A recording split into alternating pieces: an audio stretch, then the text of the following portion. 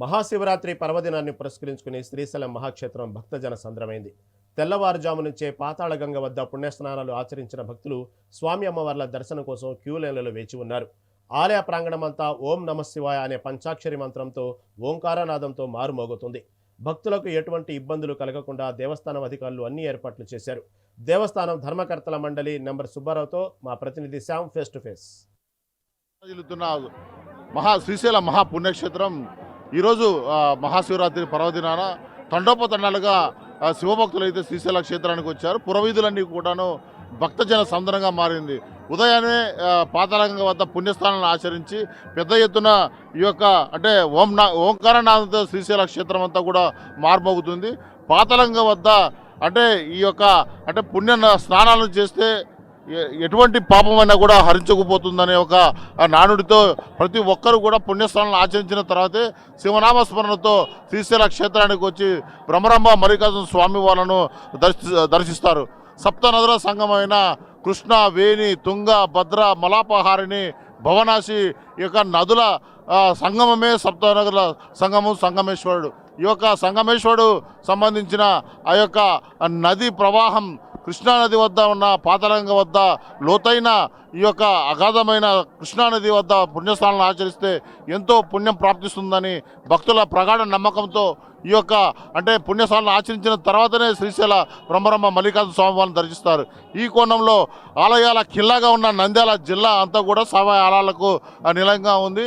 ఉదయాన్నే అంటే వేకువజామున మంగళ హారతులను ఇచ్చిన తర్వాత స్వామి అమ్మవార్లకు దర్శనానికి శ్రీశైల అధికారులు అయితే దర్శనాన్ని అయితే ఏర్పాటు చేశారు. ఇప్పటికే తండోపతండాలుగా వస్తున్న శివభక్తులకు అయితే కావచ్చు, భక్తులకు కావచ్చు పెద్ద ఎత్తున ఏర్పాట్లను చేశారు. ఈ క్రమంలో శ్రీశైలం ఒక్కడే కాకుండా మహానంది, ఓంకారము, అలాగే గుండ్ల బ్రహ్మేశ్వరము ఇలా మొత్తం అన్ని శైవ క్షేత్రాలు కూడా భక్తులతో కిక్కిరిసిపోతుంది. లక్షలాది మంది భక్తులు శ్రీశైల క్షేత్రానికి వస్తున్నారు. ఈ కోణంలో మన వద్ద కొంతమంది భక్తులు ఉన్నారు, ఆయన అడిగి తెలుసుకుందాం. సార్, ఎలా ఈ శ్రీశైల క్షేత్రంలో ఈ యొక్క మహాశివరాత్రి ఈ యొక్క పర్వదినాన ఎలా ఈ భక్తులందరూ కూడా ఎలా వస్తున్నారు, దీనికి సంబంధించి మీకున్న నాలెడ్జ్? గత 3 రోజుల నుంచి నేను శ్రీశైలంలో ఉన్నానండి.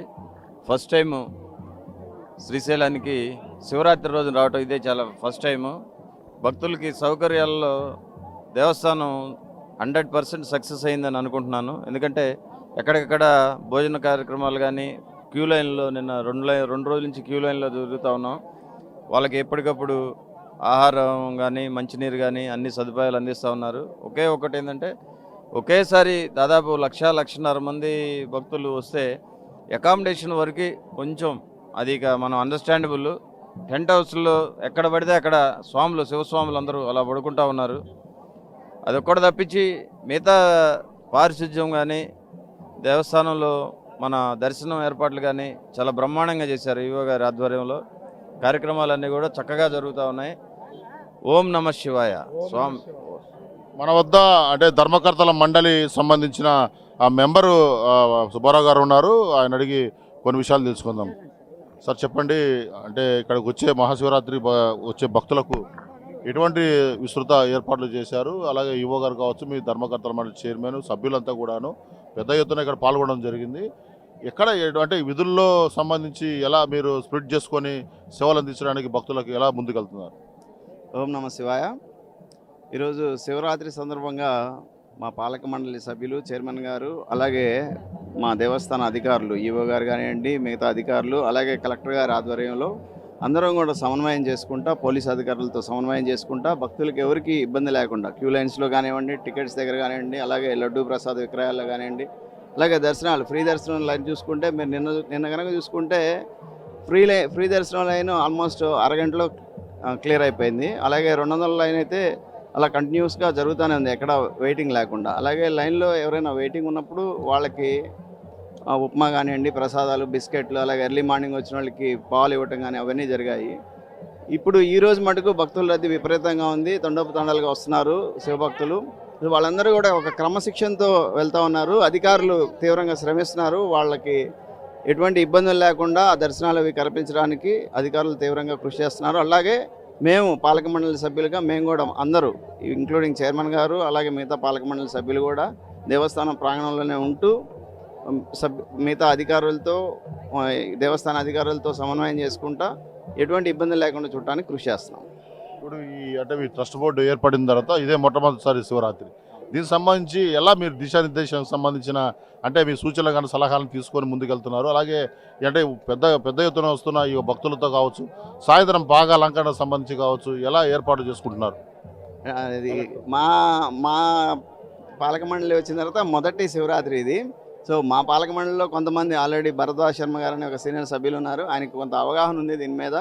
అలాగే మాకు కూడా బేసిక్గా మనం కూడా టెంపుల్స్కి వెళ్తూ ఉంటాం కాబట్టి కొంత అవగాహన ఉంది. అలాగే ఇక్కడ సీనియర్ సభ్యులు చాలామంది ఉన్నారు, సీనియర్ అధికారులు. కలెక్టర్ గారు ఏంటంటే ఆవిడ మొత్తం దేవస్థానం ఈ శ్రీశైలంలో మొత్తం తిరుగుతా అణువణువునా తిరుగుతా ఆవిడ ఎక్కడికక్కడ ఇన్స్ట్రక్షన్స్ ఇచ్చుకుంటా ఎటువంటి ఇబ్బందులు లేకుండా తీవ్రంగా కృషి చేస్తున్నారు. హ్యాట్స్ ఆఫ్ టు కలెక్టర్ గారు. అలాగే పోలీస్ అధికారులు అందరూ కూడా సో ఎటువంటి భద్రతా లోపం లేకుండా చాలా బాగా చేస్తున్నారండి. భక్తులు కూడా సహకరిస్తున్నారు, అది చాలా గొప్ప విషయం. మేము ఈ ఉత్సాహంతో ఏంటంటే నెక్స్ట్ వచ్చే శివరాత్రికి ఇంకా బెటర్ ఫెసిలిటీస్ ఇంకా బెటర్గా ఉండేటట్టు డెఫినెట్గా కృషి చేస్తాం. అంటే ఇప్పుడు ఆల్రెడీ కూడా లక్షలాది మంది భక్తులు ఇప్పటికే తరలి వచ్చారు. దానికి సంబంధించి ఎన్ని క్యూ లైన్లు మీరు ఏర్పాటు చేశారు? అదేవిధంగా ఉచిత లడ్డూకు సంబంధించి కూడా మీరు పంపిణీ చేస్తున్నారు అందరూ కూడా, అది కూడా ఆశించదగ్గ విషయము.